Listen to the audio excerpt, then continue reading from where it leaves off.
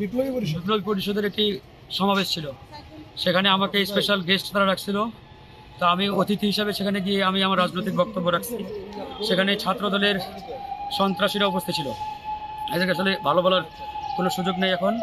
সেখানে আমি আমার রাজনৈতিক বক্তব্য রেখেছি।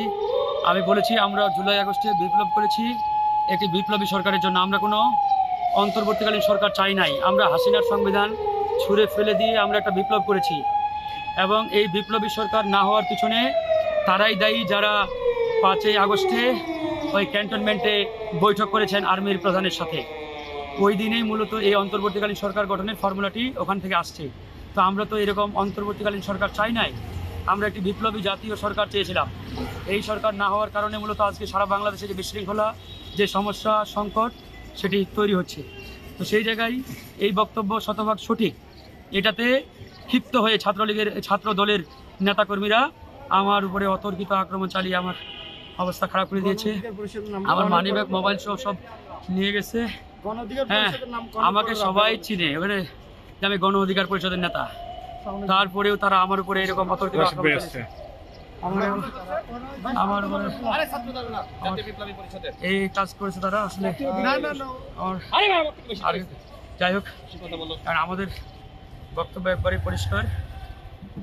আজকে যারা আক্রমণ চালিয়েছে আমাদের উপরে শহীদ মিনারে, এদেরকে সন্ত্রাসী ছাড়া আমরা অন্য কিছু বলার কোনো সুযোগ নেই আমাদের।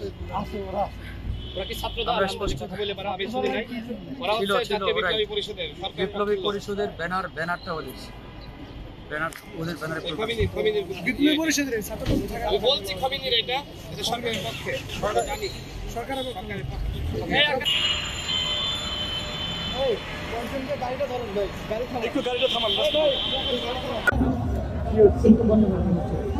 প্রিয় উপস্থিতি, এ পর্যায়ে আপনাদের সামনে বক্তব্য নিয়ে আসছেন শহীদ জাবিরের বাবা। আপনারা সবাই বসে বক্তব্য শুনেন।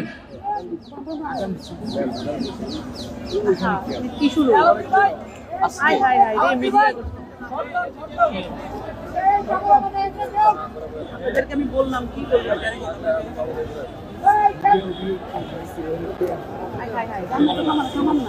আমরা সবাইকে বিশৃঙ্খলা না করার জন্য অনুরোধ করছি। আমরা সবাইকে বিশৃঙ্খলা পরিহার করার জন্য অনুরোধ করছি। আমরা শান্তশিষ্টভাবে প্রোগ্রাম সমাপ্ত করতে চাই। জাতীয় বিপ্লবী পরিষদ সকল প্রকার বিশৃঙ্খলার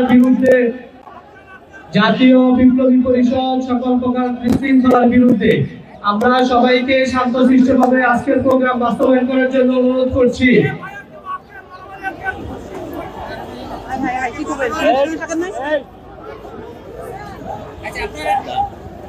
এখানে যারা বিশৃঙ্খলা সৃষ্টি করছেন, আপনারা কিন্তু এই শহীদ পরিবারের সাথে, আপনারা এই আহত নিহতের পরিবারের